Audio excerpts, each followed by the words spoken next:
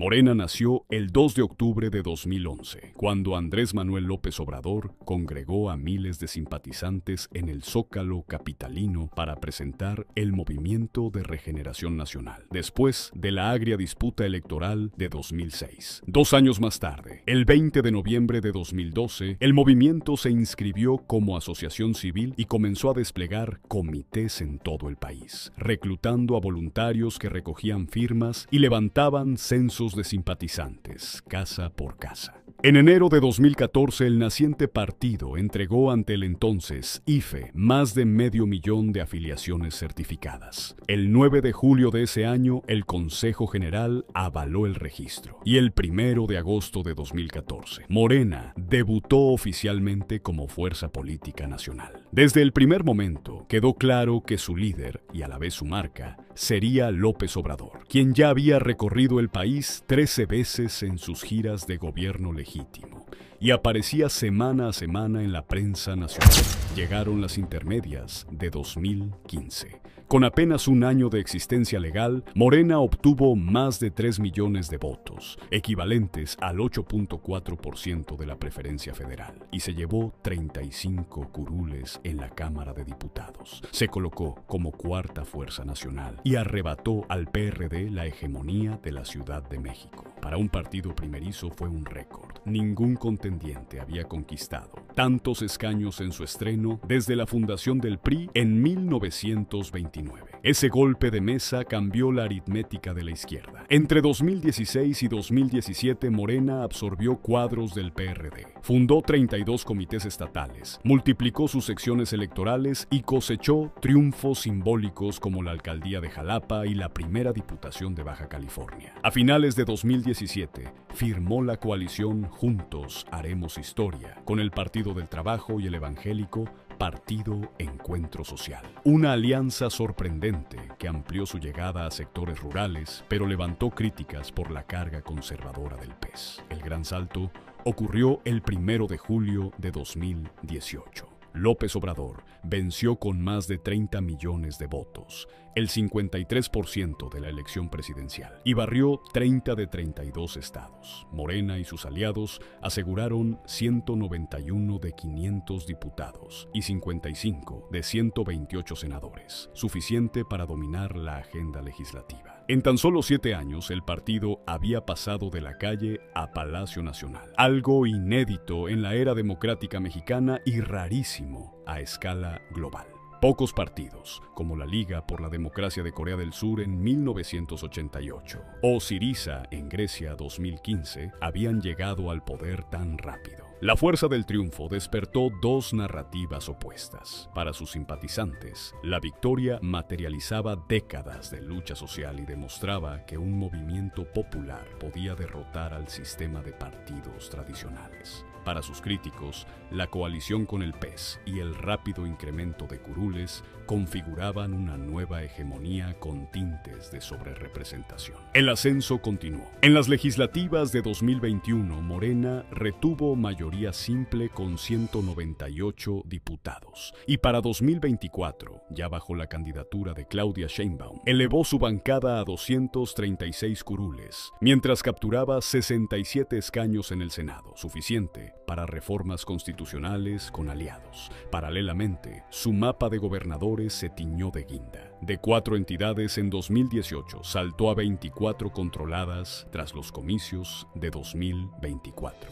incluyendo bastiones históricamente priistas como el Estado de México. A primera vista, Morena se convirtió en el partido más joven y expansivo de la historia moderna del país. Sin embargo, esa velocidad encierra un riesgo: su identidad. Su narrativa y su disciplina interna dependen casi por completo del carisma de un solo hombre. Hoy, la pregunta que flota entre militantes y opositores es inevitable. ¿Puede un partido cimentado en la popularidad de Andrés Manuel López Obrador mantenerse unido y eficaz cuando él ya no esté al mando? Esa incertidumbre abre la puerta al siguiente capítulo: la retirada voluntaria de AMLO. El pacto entre las llamadas corcholatas y la irrupción de Claudia Sheinbaum como primera presidenta de México. Ahí comienza la verdadera prueba de fuego para el partido que en poco más de una década puso en jaque al sistema político mexicano. Andrés Manuel López Obrador cerró su sexenio con una aprobación alta, la segunda más alta desde la transición democrática. Durante toda la administración, sus conferencias matutinas marcaron la agenda pública y consolidaron su imagen como rostro único de Morena. Ese liderazgo carismático, sin embargo, quedó vacante la misma mañana en que entregó la banda presidencial. Por una reforma al artículo 83 de la Constitución, la sucesión se adelantó 2 meses y el mando cambió el 1 de octubre de 2024. Antes de partir, López Obrador impulsó 18 reformas constitucionales, entre ellas la elección popular de jueces, iniciativa que organizaciones como Human Rights Watch calificaron de amenaza a la independencia judicial. Esa herencia legislativa, sumada al vacío de un árbitro indiscutible, desató la pregunta que divide al partido. ¿Quién llevará ahora el timón? La respuesta parecía clara la noche del 6 de junio de 2023, cuando el presidente invitó a Claudia Sheinbaum, Marcelo Ebrard, Adán Augusto López y Ricardo Monreal a una cena en el Centro Histórico. Allí pactaron que una serie de encuestas definiría la candidatura presidencial, mientras que los demás recibirían posiciones estratégicas en el Congreso o el gabinete. La foto de las llamadas corcholatas vendió unidad, pero también reveló que la cohesión de Morena dependía otra vez de la presencia física de López Obrador. El acuerdo funcionó a corto plazo. Un año después, Claudia Sheinbaum obtuvo más de 35 millones de votos, equivalentes a 59% de la preferencia, y aventajó por más de 30 puntos a la candidata opositora. Morena refrendó así su dominio electoral apenas una década después de su registro formativo. Sheinbaum llegó a Palacio Nacional con un perfil académico. Es doctora en Ingeniería Energética y coautora del 4º informe del Panel Intergubernamental de Cambio Climático, credenciales que reforzaron su discurso de gobierno verde y progresista. Durante su gestión en Ciudad de México lanzó el programa Mi Beca para Empezar, que hoy otorga un apoyo mensual a más de 1.200.000 estudiantes de educación básica. No obstante, la sombra de la tragedia de la línea 12, donde murieron 26 personas por fallas de mantenimiento, sigue persiguiéndola. Ya como presidenta, Sheinbaum respaldó la primera elección popular de jueces y defendió que la gran mayoría del pueblo apoya la Cuarta Transformación, pese a denuncias de irregularidades y de que cerca del 80% de los ganadores estaban vinculados a su partido. Las críticas señalan riesgo de hegemonía. Sus partidarios, en cambio,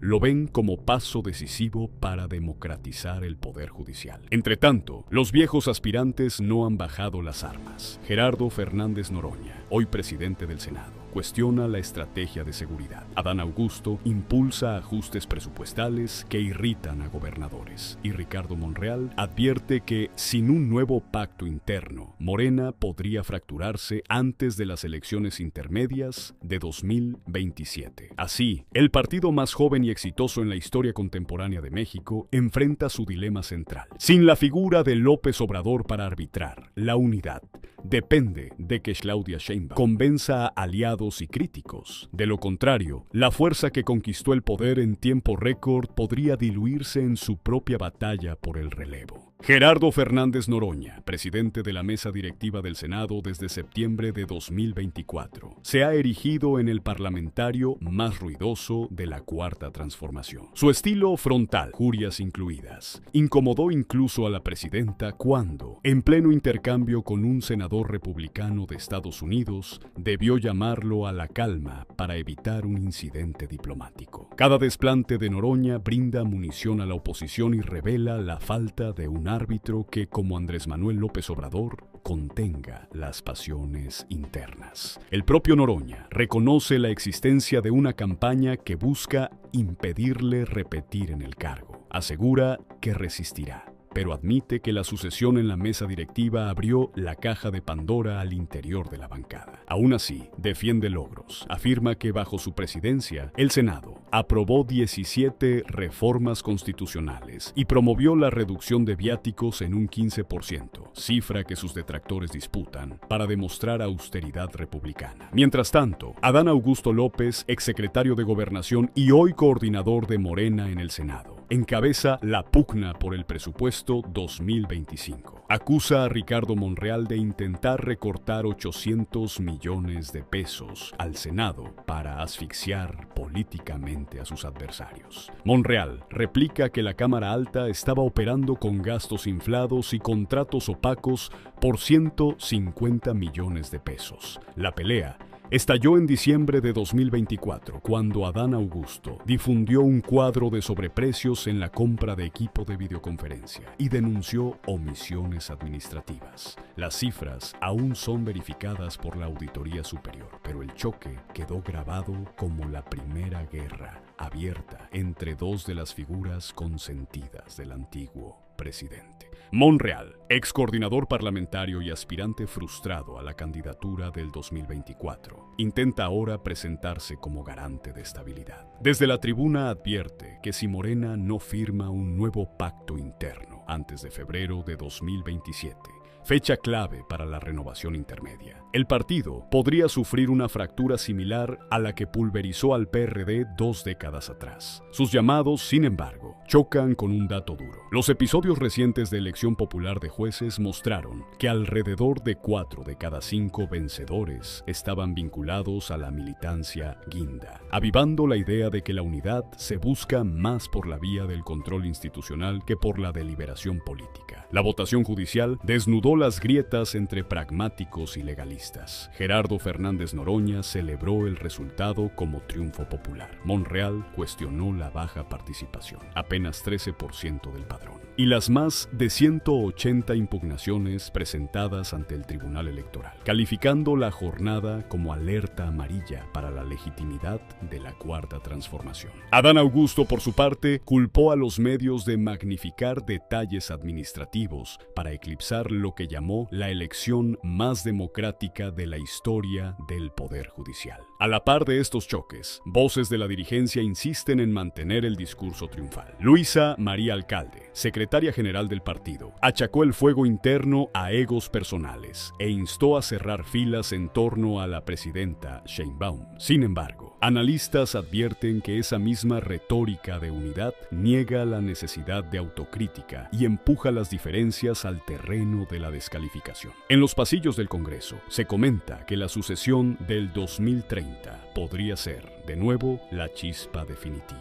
Cada guiño público desata maniobras soterradas y abucheos en redes, señal inequívoca de que el reloj de la sucesión jamás se detuvo tras la victoria de Sheinbaum. Entretanto, la gestión presidencial navega en aguas agitadas. Sheinbaum presume la reducción de homicidios y la expansión de programas sociales, pero enfrenta la sombra de la línea 12 y la oleada de críticas a la hegemonía institucional que Morena consolida con el Ejecutivo, el Legislativo y ahora buena parte del Poder Judicial bajo su influencia. Sus correligionarios se enzarzan en guerras de declaraciones sobre viáticos, viajes no reportados, como el polémico viaje de Noroña a Roma en plena discusión presupuestal, y sospechas de contratos millonarios otorgados a amigos de Adán Augusto. El balance es inequívoco. La izquierda mexicana tardó más de 3 décadas en conquistar la presidencia y apenas ha necesitado un año para exhibir grietas que sin un liderazgo absoluto amenazan con ensancharse.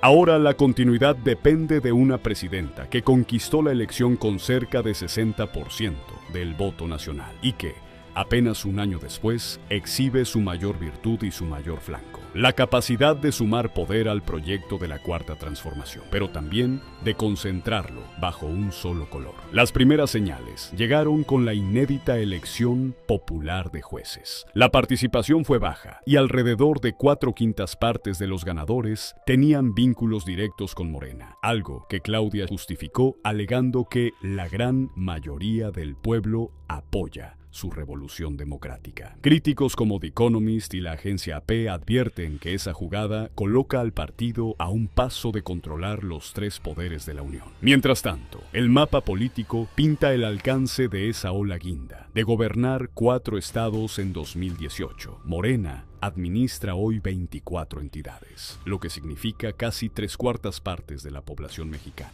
Ese dominio territorial, logrado en apenas media década, confirma la fuerza del proyecto. y la magnitud del reto interno. A la vez, organizaciones civiles y expresidentes como Ernesto Zedillo arremeten contra la reforma judicial y contra lo que llaman hegemonía en construcción. Signos Vitales México advierte en sus diagnósticos trimestrales que el país avanza hacia un modelo de partido dominante con rasgos de debilidad institucional. En ese clima de tensiones, Sheinbaum presume resultados: una moderada reducción de homicidios y la ampliación de programas sociales. Así llegamos al nudo del dilema. La izquierda mexicana tardó 3 décadas en alcanzar la presidencia, pero apenas ha necesitado un sexenio para exhibir divisiones que antes se atribuían al viejo régimen. Las salidas de tono de Noroña dan gasolina a la oposición. Las pugnas de Adán Augusto y Monreal desordenan la bancada. Los gobernadores empujan agendas propias. Con López Obrador retirado en su rancho de Palenque, la Cuarta Transformación enfrenta su examen más crudo: demostrar que puede gobernarse a sí misma. Porque si Morena no refina un liderazgo colectivo, uno que convenza a pragmáticos y a puristas, a radicales y a institucionales, la misma velocidad que la elevó podría precipitar su fractura. Y México, otra vez, aprenderá que el poder sin contrapesos es una victoria efímera y que la regeneración prometida hace 14 años solo será real si la ambición retrocede y el proyecto trasciende a sus fundadores.